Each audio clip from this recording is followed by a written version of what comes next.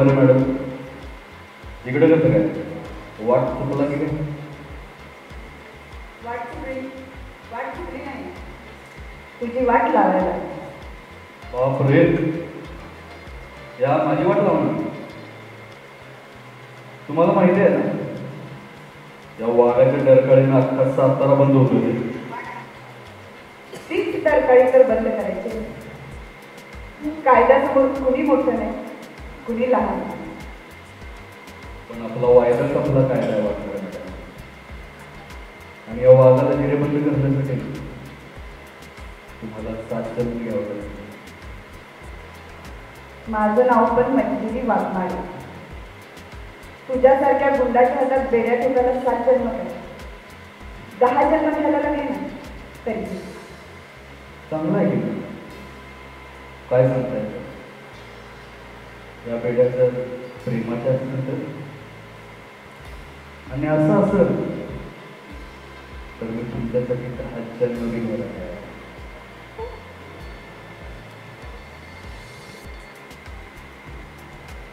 Thank you. नमस्कार सगळ्या मीडियाचे खूप खूप आभार आणि खूप खूप स्वागत आहे. नमस्कार. बरोबर काय झालं आमची, कारण आतापर्यंत फक्त 1 किलोवरती पाहत होतो, पण अचानक हे काय घडलं म्हणजे ह्या प्रोमोपेक्षा आम्हाला हा प्रोमो जास्त आवडला असेल तर हप्त्याने काय बोलतात. त्याच्यावर सगळ्यात पहिल्यांदा तुम्हाला या नवीन मालिकेच्या खूप खूप शुभेच्छा आणि सदिच्छा. मी विनंती करतो आपण प्रश्नासाठी तर एकत्र स्वागत करूया आपल्या या मालिकेचा हिरो अभिनेता नायक अर्थातच सत्य म्हणजे आणि त्यासोबतच इन्स्पेक्टर बंधूंच्या भूमिकेत मोनिका राठी. दोघांचंही बरोबर स्वागत आहे. याच्यामध्ये काय बदल झाला? बाह्यरूपाने जरी बदलला असला तरी अंतर्मनाने सत्य तसाच आहे. म्हणजे आधी पण तो लोकांची मदत करायचा आणि आता पण तो लोकांची मदत करतो, पण त्याचा मदत करण्याचा जो मार्ग आहे, पद्धत आहे, ती थोडी बदललेली आहे. आणि ती बदललेली पद्धत काय हे जाणून घेण्यासाठी तुम्हाला बघावं लागेल इन्स्पेक्टर मंजू. वा, पुढील प्रश्न आहे इन्स्पेक्टर मंजूच्या तरी आधीची मंजू आणि आताची मंजू यात नेमका काय फरक झाला, बदल झाला आहे? आणि ती आधीची मंजू जशी विक्री होती ती अजूनही तशीच आहे का?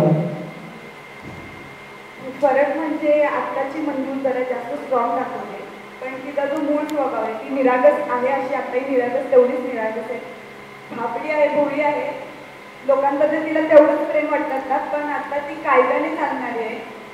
जर समोरचा माणूस चुकला तर त्याला तेवढ्याच कठोरतेने ती शिक्षा देते, अशी म्हणते. यानंतर पुढील प्रश्न आहे सध्या सत्याच्या मनामध्ये आजही मंजू आहे. हा काय प्रश्न झाला?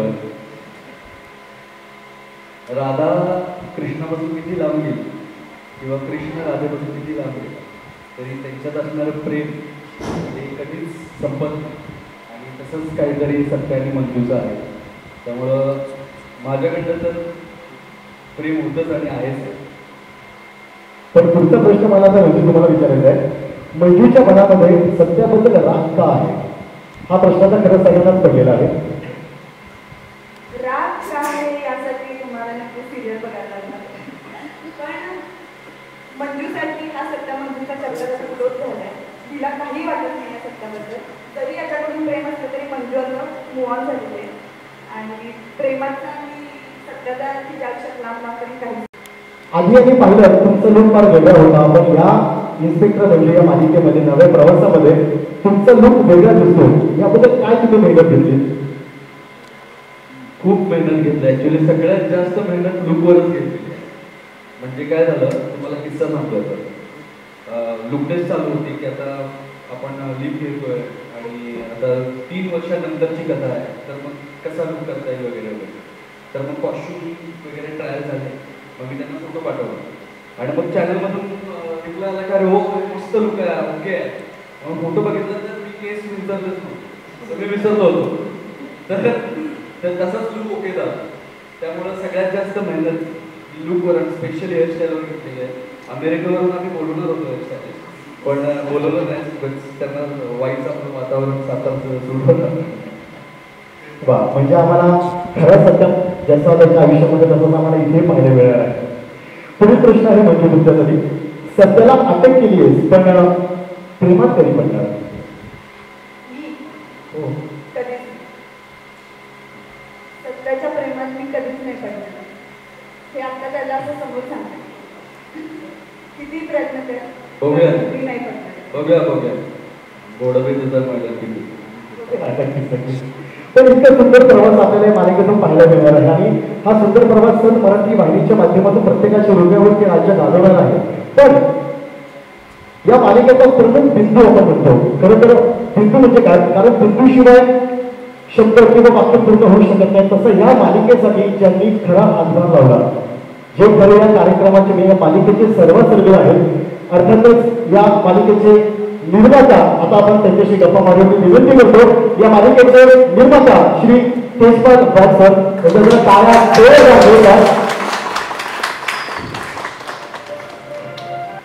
खरं तर ही लेखनाची किंवा निर्मितीची प्रक्रिया जबाबदारीची जास्त वाटते. याचं कारण असं की संवाद लेखक म्हणून मी या प्रोजेक्टशी जोडलं गेलो होतो आणि कशा पद्धतीने हे सगळं प्रोजेक्ट उभं राहिलं तुमचा भागच.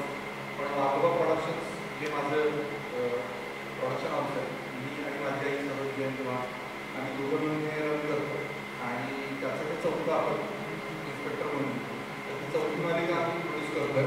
तर गोष्ट लिहिताना एकतर त्याचा खरं तर ते लेखक आणि निर्माता एक असल्याची गोष्ट असते अशी की 50 जणांचा एक ग्रुप सत्यकाकावर जाऊन येतो, निर्माता असल्याने तो 50चा 15वर येतो की बजेट वगैरे दिसायला लागतं. पण लेखक म्हणून ह्याला मी असं बांधून नाही ठेवत, निर्मात्याला बाजूला ठेवतो आणि लेखक म्हणून ज्यावेळेला आम्ही काम करतो फक्त लेखक म्हणूनच करतो. त्यामुळे पूर्ण लिबर्टी घेऊन आम्ही लिहितो आहोत. कारण कॉन्स्टेबल मंजू हा जो प्रवास आता इन्स्पेक्टर मंजूला आलेला आहे, जी लीड घेतलेली आहे इन्स्पेक्टर मंजू झालेली आहे. तर या इन्स्पेक्टर मंजूमध्ये सुद्धा धडाकेबाज ॲक्शन आहे, तसाच तांब्याम आहे. त्यामुळं इकडे जास्त जबाबदारी होती वाढलेली, पूर्ण करण्याचा प्रयत्न आहे. नक्कीच. माझा पुढचा प्रश्न आहे समीर सरांना, इन्स्पेक्टर मंजू ही कल्पना तुम्हाला कशी सुचली?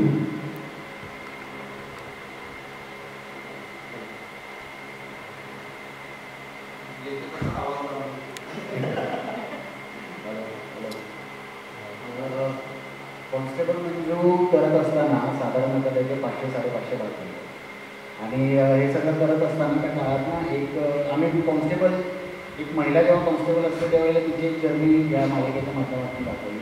खूप प्रॉब्लेम तिला फेस करावे लागतात, घर सांभाळणं असेल, 16 तास 18 तास ड्युटी करणं असेल आणि त्यानंतर तिचा संसार सांभाळणं असेल, अशा खूप वेगवेगळ्या पातळ्यांवरती काम करते. अशा सगळ्या जर्नीमध्ये ना एके दिवशी बातमी वाचण्यात आली होती की एका कॉन्स्टेबलने आत्महत्या केली पोलीस स्टेशनमध्ये ड्युटीवर असताना. त्याचं कारण होतं की स्ट्रेस कामाचा आणि एकूण सगळ्या प्रेशरमध्ये त्याने हे काम केलं. त्यावेळेला डोक्यात हा विचार आला की कॉन्स्टेबल म्हणून काम करणारी मुलगी उद्या जेव्हा इन्स्पेक्टर होईल त्यावेळेला ती त्या कॉन्स्टेबलचे प्रश्न खूप सहजपणे समजून घेऊ शकते, कारण तिची जर्नी तिकडनं झाली. सो त्यावेळेला हा थॉट आला की ती जर इन्स्पेक्टर झाली तर ती काय करू शकते. कालपर्यंत पोलीस स्टेशनमध्ये स्टॅपलरच्या पिना भरणारी, पाण्याच्या बॉटल भरणारी मुलगी एका मोठ्या आमदाराला मोठ्या रॅकेटमध्ये पकडवून देऊ शकते कॉन्स्टेबल असताना, उद्या ती इन्स्पेक्टर झाल्यानंतर किती काय काय करू शकते. पण तिच्यासमोर सगळ्यात मोठं चॅलेंज हे आहे की ती याच्यावर निश्चित प्रेम करते. आता एक इन्स्पेक्टर म्हणून ती मुलगी ज्याचं नितांत प्रेम आहे, ती प्रेमाला महत्त्व देणार आहे की कर्तव्याला महत्त्व देणार आहे, त्याची ही गोष्ट असणार आहे इन्स्पेक्टर म्हणजे. तेव्हाच हा थॉट डोक्यामध्ये गेला. वा, तर त्याला बोलू लागणार की लेखकाचे कर्तव्य बोलून आणि लग्न ही प्रत्येकाच्या मनापर्यंत पोहोचतं, ही सुद्धा एक खूप मोठी बाब असते. पुढचा प्रश्न आहे देशपाल सरांना, निर्मिती प्रक्रियेतील फरक काय? कारण ही एक नवीन चाली आहे, तुम्ही स्वीकारतात आणि अगोदरच्या मालिकेचा एवढी गाजावाजा झालेला आहे, एवढी लोकांच्या मनामध्ये उद्देश दाखवून झालेली कधी मालिका पुन्हा मला पाहायला जाणार आहे नव्या रूपात, तर ही प्रक्रिया काय? नाही, खरं तर मी मगाशी म्हटलं तर त्याप्रमाणे की या मालिकेची निर्मिती करणं आणि कमी कालावधीमध्ये करणं ही खूपच जबाबदारीची आणि खूप काय म्हणूया अवघड प्रक्रिया होती. पण म्हणजे आता काय म्हणूया, सातातच पाणी आहे त्यामध्ये, याच पंचक्रोशीत वाढलेलं आहे. त्यामुळे कुठलंही काम आलं तर ते धडाक्यात करायचं आणि विनासायास करायचं हा हक्कंड असल्या कारणाने कदाचित ही जबाबदारी माझ्या अंगावर पडली. आणि खूप कमी कालावधीमध्ये जसं की तुम्ही आता या लोकेशनवर आहात, हा बंगला असेल तर पोलीस स्टेशन तुम्ही आता सगळेजण इथून जाऊन पाहाल, पोलीस स्टेशन सगळे 10 दिवसामध्ये सगळं उभं गेलेलं गोष्टी आहे.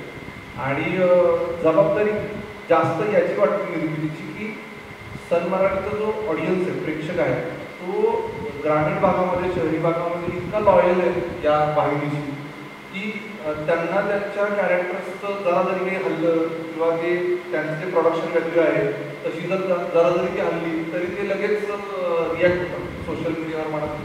त्यामुळे पहिली जबाबदारी ही आहे की आधीची जी मंजू होती ती आता बदललेली इन्स्पेक्टर मंजू झालेली आहे, तर सगळंच एक स्टेप वरती असेल निर्मितीपासून सगळं. त्यामुळे ती काळजी घेतली जाईल आणि तुमच्या माध्यमातून मी सन मराठीच्या सगळ्या प्रेक्षकांना हे सांगू इच्छितो की आता इन्स्पेक्टर मंजू ही अपग्रेड झालेली मालिका आहे. ती ते जे अपग्रेडेशन आहे ते सगळ्याच लेवलवर तुम्हाला पाहायला मिळते. पात्रांच्या बाबतीमध्ये दिसेल, लोकेशनच्या बाबतीमध्ये दिसेल आणि ऑफकोर्स कथेच्या बाबतीमध्ये पण. कारण कथेच्या बाबतीत एक ट्विस्ट सगळ्यात महत्त्वाचा हा आहे की सत्य आणि मंजू आता वेगळे झाले. ते लग्न झालं होतं आणि ते वेगळे का झाले, कोणत्या कारणामुळे झाले याही गोष्टीचा उलगडा या मालिकेतून होणार. बरोबर, कारण की 3 वर्ष लीप आपण घेतलेली आहे आणि 3 वर्षानंतर पुन्हा काय घडणार आहे हे पाहण्यासाठी सगळे प्रेक्षक आतुरतेने वाट पाहत आहेत. माझा पुढचा प्रश्न आहे स्वप्नील सरांना, इन्स्पेक्टर मंजूमध्ये काय वेगळं पाहायला मिळणार आम्हाला? तेजपालने ते ऑलरेडी सगळं मुद्दे कव्हर केले आहेत, पण त्याच्यामध्ये सगळ्यात महत्त्वाचं म्हणजे कालपर्यंत पुजलेली मंजू आज एवढं स्ट्रॉंगली डील करणारे प्रत्येक सिच्युएशनची आणि प्रत्येक गोष्टीची. आपण समाजामध्ये पाहतो की अशा बऱ्याचशा मुली आहेत जे कामावर जात असताना बऱ्याच पद्धतीचं त्यांना दाबण्याचा प्रयत्न सगळ्या ठिकाणी होतो केला जातो. पण आपली मंजू आता तशी राहिलेली नाही आहे.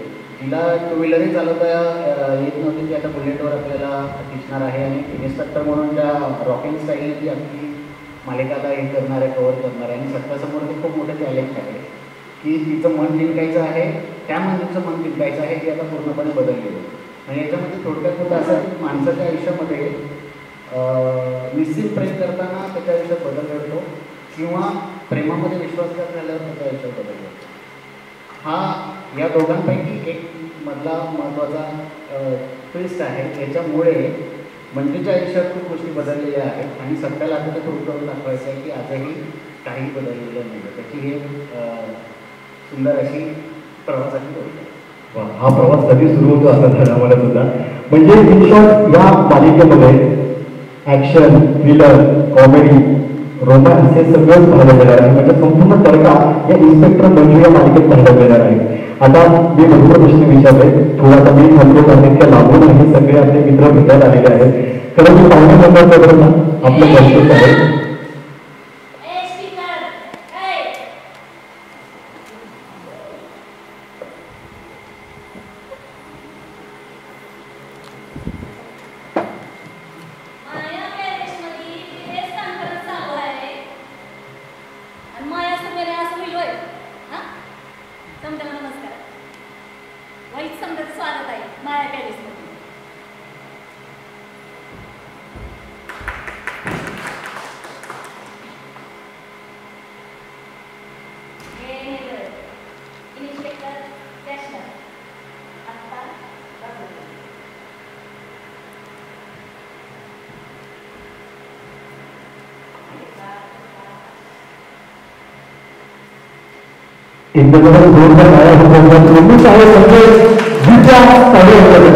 आता मी विनंती करतो आपल्या प्रोग्राममध्ये आपले प्रश्न आपण त्यांच्यासोबत शेअर करू शकता, त्यांना विचारू शकता.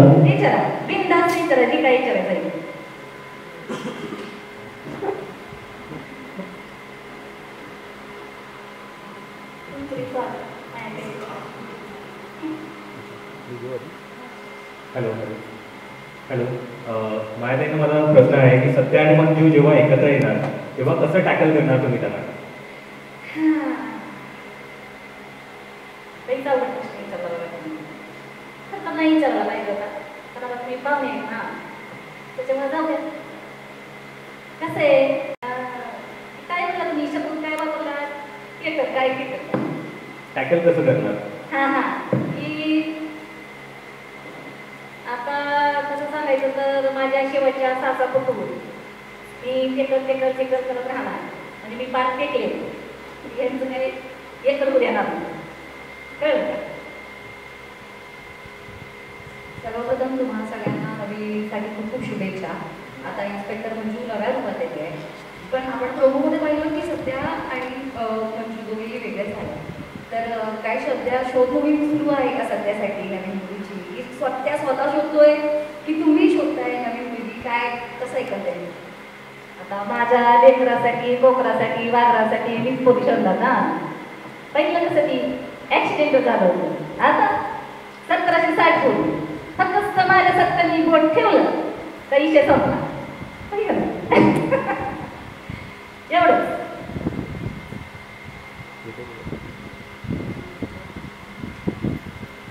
विचारायचं काय विचारायचं मी नसते इथं. बरं सत्याला सुद्धा माझा प्रश्न आहे की सध्या मम्मी साहेबांना कसं तू रेडी करणार आहेस कारण तुझ्या मनात तर मंजू आहे सो कसं तू त्यांना रेडी करणार आहेस? आता मम्मीला रेडी करायचा प्रश्न नाही आहे वाघमाऱ्यांना रेडी करायचा प्रश्न आधी वाघमाऱ्यांना रेडी करतो मग सगळे रेडी होतात.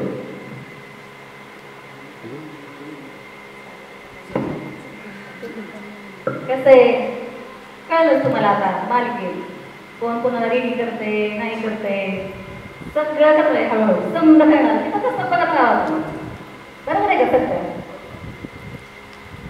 कॉन्स्टेबल मंजूची आजून सिरियल झालेली आहे आणि आत्ताचं जर नवीन पर्व जे आहे त्यामध्ये नेमकं असा काय बदल तुम्ही आता अनुभवणार आहे आणि आता काय सांगाल आत्ताचा जो नवीन बदल असणार आहे?